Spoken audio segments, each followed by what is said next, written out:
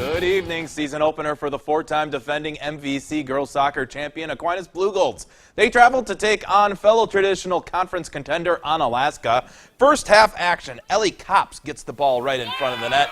She gets the score, and Aquinas goes up 1-0 early. Later in the half, Kenzie Miller puts a shot on net. The ball bounces off of the Aquinas keeper and is sitting right in front. However, Aquinas able to clear the ball out of trouble. Later, Aquinas back on the attack. Caroline Gunderson sends a perfect pass to Nora Rudeman.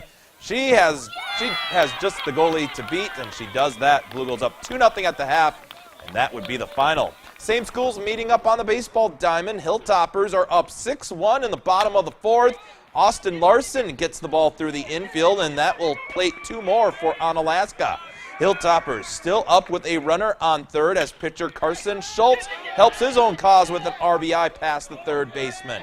Aquinas trying to rally as they get a base runner to reach in the top of the fifth inning. However, nothing doing for them. Onalaska hands Aquinas a 9-4 loss.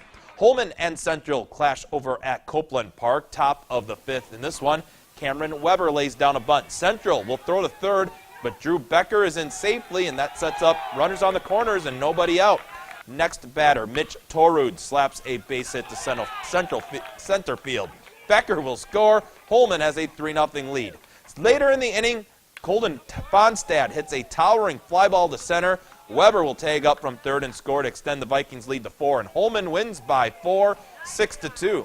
Cooley Conference action, GET on the road at Luther, top of the fifth. Bases loaded, one out for GET. Isaac Marley draws a walk, and that puts the Redhawks up 1-0. Later in the inning, Luther trying to work out of this jam. A ground ball goes to Clayton Weber at second. He throws home just in time to keep it a one-run game.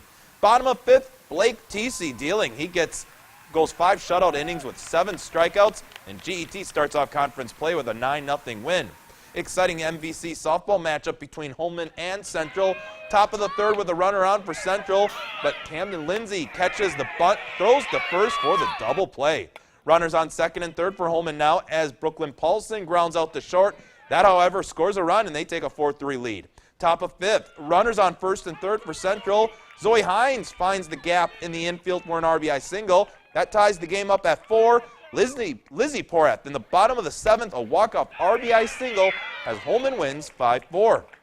Logan at home taking on Sparta, top of the second inning. Maddie Schaller singles to center, and Sparta takes an early 1-0 advantage. Home half of the inning, Claire Borsheim answers with a single of her own. Brittany Whelan scores, and that ties things up at 1 apiece.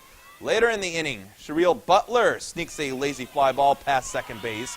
One more scores, Logan takes the lead, and Logan would go on to win 12-2. Number 10 in the nation, Winona State softball hosting defending national champion Minnesota State Mankato.